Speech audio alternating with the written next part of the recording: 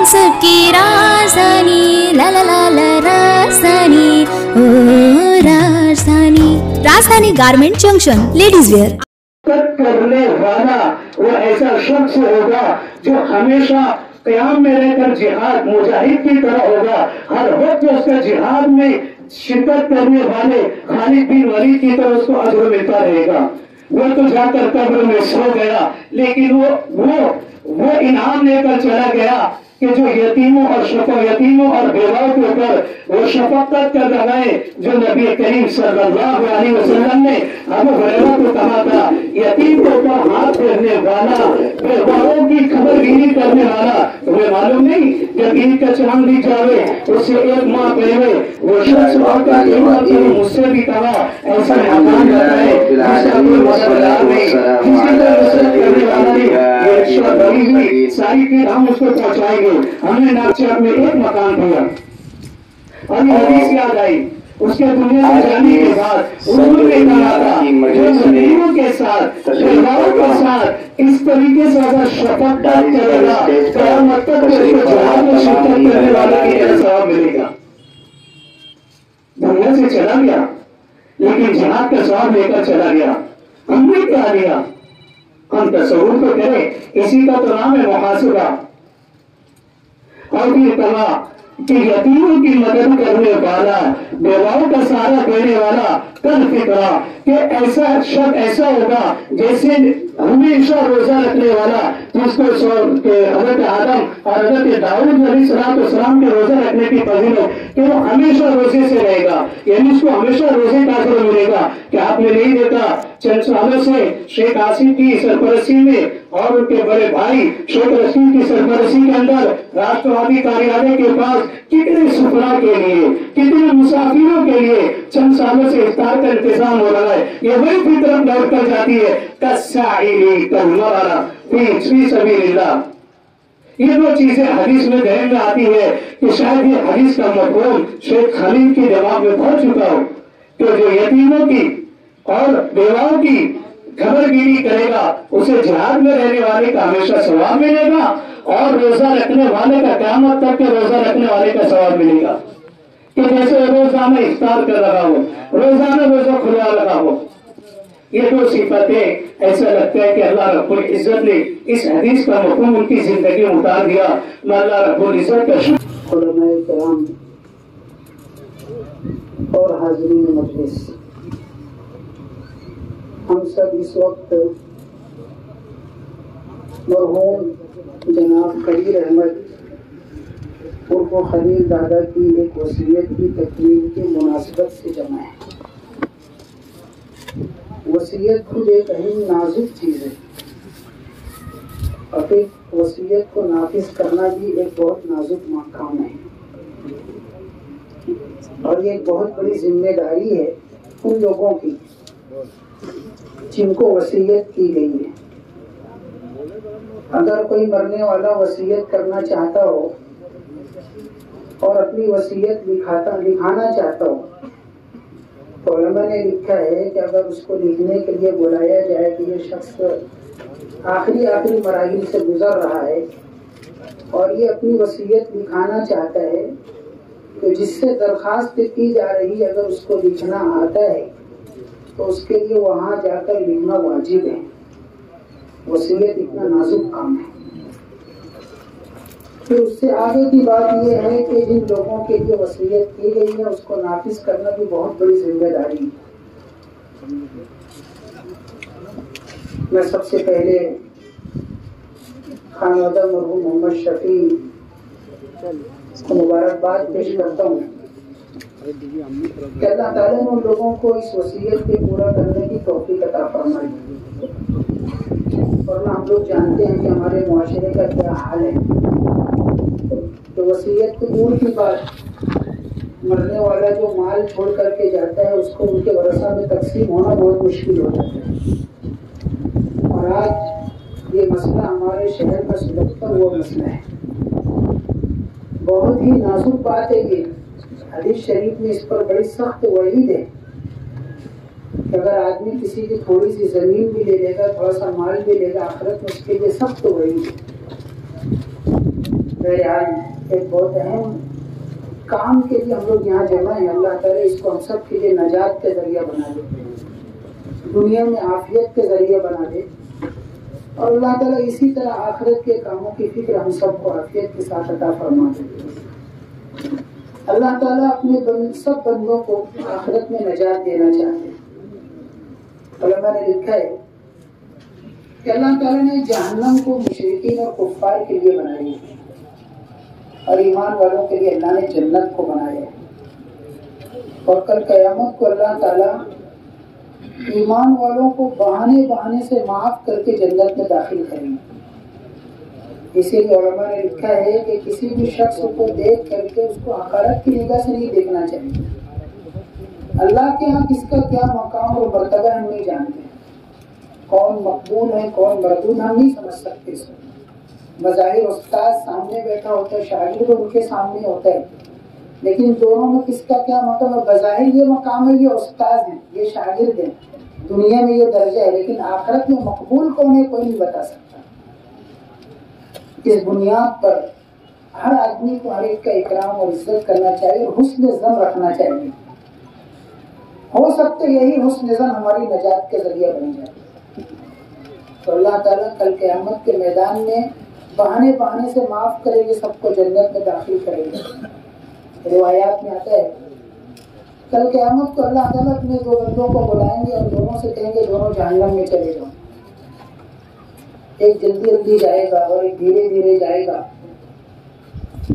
اللہ تعالیٰ دونوں کو بلائیں گے, میں نے دونوں کو جہنم میں جانے کے لیے کہا ہے, تم کیوں جلدی جلدی جا رہے ہو؟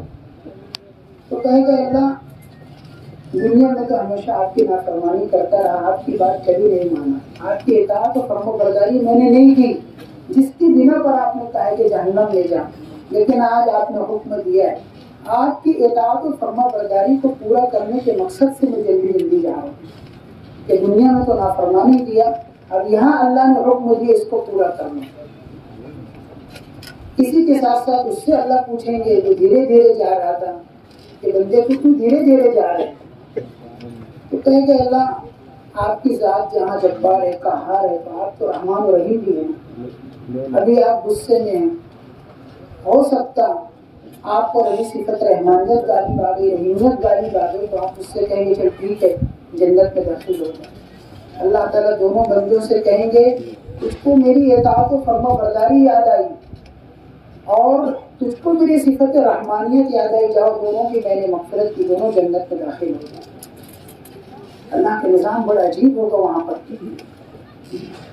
ایک روایت میں آتا ہے کل قیامت میں ایک بندہ ایسا بھی ہوگا جس کے پاس سب نیکیاں ہوں گی لیکن ایک نیکی کم پڑ جائے گی. اس کا ترازو کا پلہ جھکنے کے لیے اللہ اس سے کہیں گے بندے جا کسی سے ایک نیکی لے کر کے آ جا, تیرا پلہ جھک جائے تو اس کو جنت میں داخل کر دیں گے. اللہ کے علم میں ساری باتیں ہوں گی. وہ بندہ حشر کے میدان میں جائے گا, تلاش کرے گا, تو اس کو وہ بندہ مل جائے گا جس کے پاس سب گناہ ہوں گے صرف ایک نیکی ہو. وہاں پہنچے گا, وہ کہے گا کہ دیکھ میرا ایسا معاملہ ہے, مجھ کو صرف ایک نیکی کی کمی ہے. اس کے دل میں اللہ یہ خیال ڈالیں گے سب گناہ ہی گناہ ہے, ایک نیکی میری تو بگڑی, اس بیچارے کی بننے والی اس کی بن جائے, تو ایک نیکی اٹھا کر اس کو دے دے گا. وہ خوشی خوشی اللہ کے دربار میں آئے گا. اللہ کہیں گے بندے پہلے یہ بتا تجھ کو یہاں پر اس مقام پر جہاں نفسا نفسی کا عالم ہے تجھ کو نیکی دیا کس نے, جا اس کو لے کر کے. وہ بندہ آئے گا, اس کو لے کر جائے گا. اللہ پوچھیں گے بندے کہ تجھ کو جنت میں جانے کا شوق نہیں؟ کہے کہ اللہ جنت میں جانے کی تو بہت طلب ہے, لیکن میرے اعمال ایسے نہیں ہیں کہ میں جنت میں جا سکوں. اللہ کہیں گے سخی میری ذات ہے, سب سے بڑا سخی میں ہوں, اور تو نے ایسی جگہ پر سخاوت کی ہے جہاں پر صرف میری سخاوت ہے. جب میں نے تیری بھی مغفرت کر دی, اس کی بھی مغفرت کر دی, دونوں جنت میں داخل ہو گئے. ایک روایت میں آتا ہے, بلکہ اس روایت کے بیان کرنے کے بعد سرکار دو عالم صلی اللہ علیہ وسلم مسکرا دیے تھے. ایک بندہ ہوگا اس کی کوئی نیکی اللہ کو پسند آ چکی ہوگی. اللہ تعالیٰ قیامت کے میدان میں اس کو حساب کتاب کے لیے بلائیں گے تو دیکھے گا کہ سب ستاری کا پردہ ہے، اللہ تعالیٰ نے چھپا دیا، کوئی نہیں دیکھ رہا ہے مجھ کو. اللہ اس سے کہیں گے بندے دیکھ، کوئی دیکھنے والا نہیں ہے، دنیا میں تجھ سے کیا کوتاہی ہے ہمیں سب بتا دے. تو کہے کہ اللہ میں کچھ نہیں کیا. اللہ کہیں گے دیکھ، کوئی دیکھنے والا نہیں ہے، بتا دے. روایت میں آتا ہے کہ کل قیامت کو اللہ تعالیٰ منہ پر تالا لگا دیں گے. اليوم نختم على افواههم وتكلمنا ايديهم وتشهد ارجلهم بما كانوا يكسبون. اس کے منہ پر تالا ہوگا، اس کے ہاتھ بولنے لگیں گے، اس کے پیر بولنے لگیں گے. جب وہ دیکھے گا سب گواہی دے رہے ہیں کہ اللہ بس گنا رہا ہوں. اب اپنے چھوٹے چھوٹے گناہ گنانا شروع کرے گا.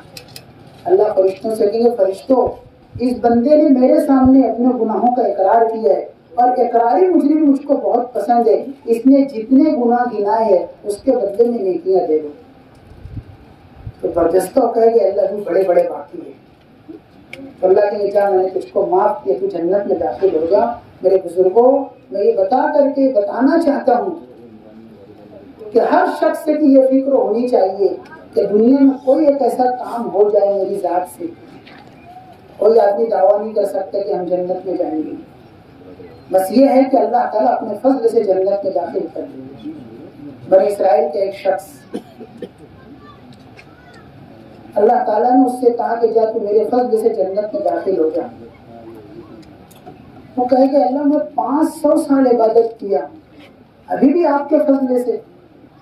اللہ تعالیٰ فرشتوں سے کہیں گے فرشتے جا اس کو جہنم کو معائنہ کرا کے لاؤ.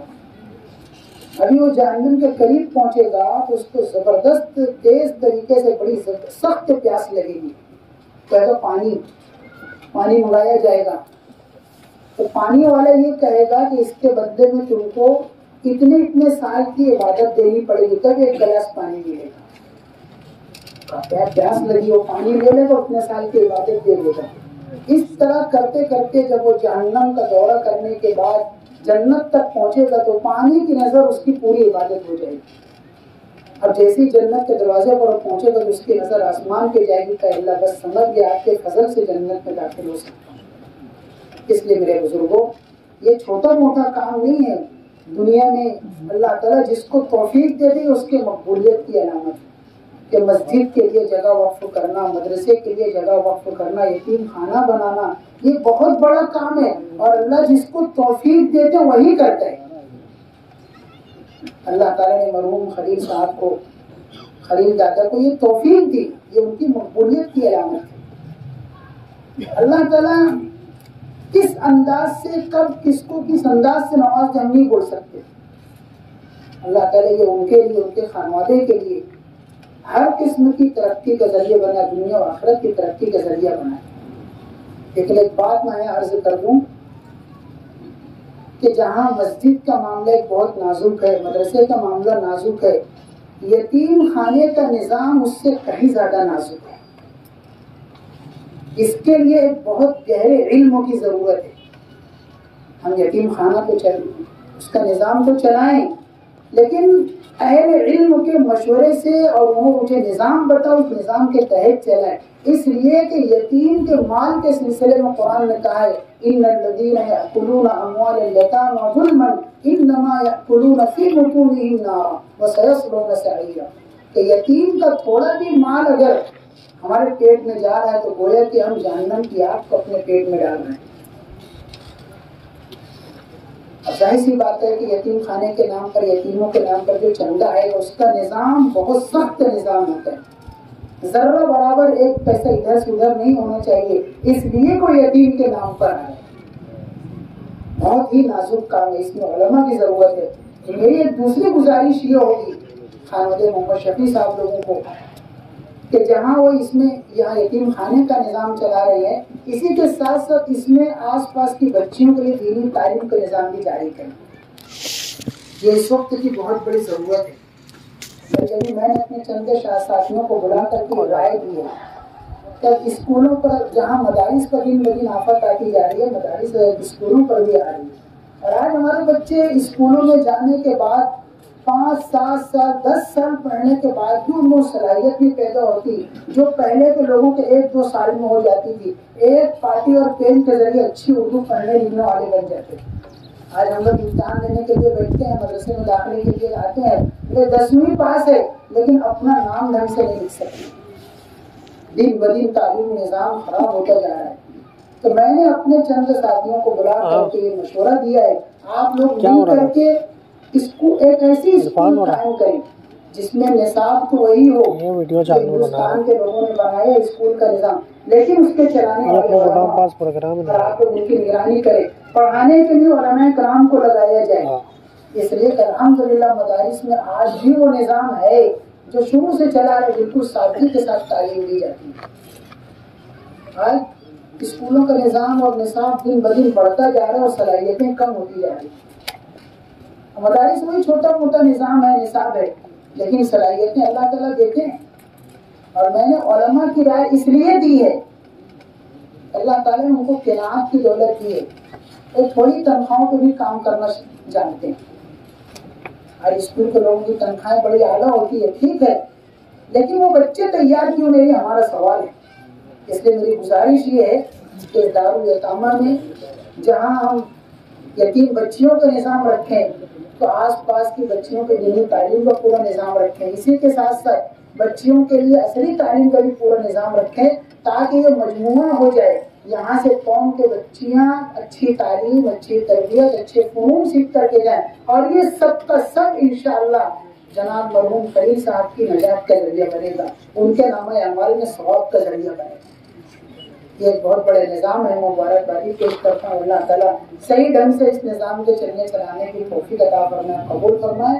دوبارہ پھر مبارکبادی دینے کے بعد یہی کہوں گا، علماء کرام نے جو رائے دی ہے اس پر نظر رکھیں، لیکن جو اپنی رائے ہے اس سلسلے میں رائے مشورہ کریں اور نظام کو علماء کرام کی سرپرستی میں چلانے کی کوشش کریں، انشاءاللہ بہت برکت ہوگی، کیونکہ نبی اکرم صلی اللہ علیہ وسلم نے ارشاد فرمایا کہ یتیموں کی سرپرستی کرنے والا جنت میں ایسے ہی ہوگا جیسے یہ دو انگلی ہیں، انا وکافل الیتیم کہاتین فی الجنہ، کہ میں اور یتیم کی کفالت کرنے والا جنت میں ایسے ہوں گے جیسے یہ دونوں انگلیاں ہیں۔ کہ یتیم کی کفالت کرنے والوں کے بارے میں حدیث میں بڑی فضیلت ہے، ظاہر سی بات ہے وہ فضیلت ہم کو حاصل ہوگی، ہم سب شرکت کرنے والی بھی نیت کریں، ہم بھی انشاءاللہ اپنی زندگی میں اس طرح کا کوئی نہ کوئی نظام بنائیں گے اور دین کے لیے آخرت کے کوئی فکر کریں گے۔ اللہ تعالیٰ ہمارے عمل کو قبول فرما لے اور اس کو ہم سب کی نجات کا ذریعہ بنا دے۔ وآخر دعوانا الحمد۔ मालेगांव मुस्तफ़ा भंगार बाज़ार डायमंड कारपेट होलसेल रेट में कारपेट दिया जाता है। हर किस्म का यहाँ पर कारपेट दिया जाता है। हमारा पता याद रखें, मालेगांव मुस्तफ़ा भंगार बाज़ार डायमंड कारपेट होलसेल रेट में दिया जाता है।